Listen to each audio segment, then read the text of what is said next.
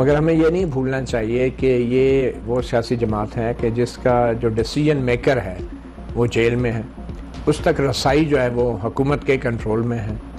और इसके बावजूद भी पीटीआई के लीडर्स आपस में एक दूसरे के ऊपर जो भी तनकीद कर रहे हैं या इल्ज़ाम तराशी कर रहे हैं, पार्टी को इससे कोई फ़र्क नहीं पड़ रहा। मुझे नहीं लगता कि पीटीआई जो है वो तबाही का बायस बनेगी, जैसा कि बुखारी साहब समझ रहे हैं या सोच रहे हैं। पीटीआई के लिए कोई बहुत बड़ा धड़ेबंदी अंदर हो जाएगी, क्योंकि अगर होना होता तो अब तक बहुत कुछ हो चुका होता। यहाँ के जो वोट बैंक है, जो लोग हैं, वो सिर्फ और सिर्फ इमरान खान के सपोर्ट करते हैं। पीटीआई की असल स्ट्रेंथ जो है वो अभी सामने आ रही है। अगर इमरान खान की जगह नवाज शरीफ जेल में होते या शहबाज शरीफ जेल में होते तो नून लीग तो बगैर इनके क़यादत के जेल में गए ही अब तकरीबन काफ लीग बनती जा रही है।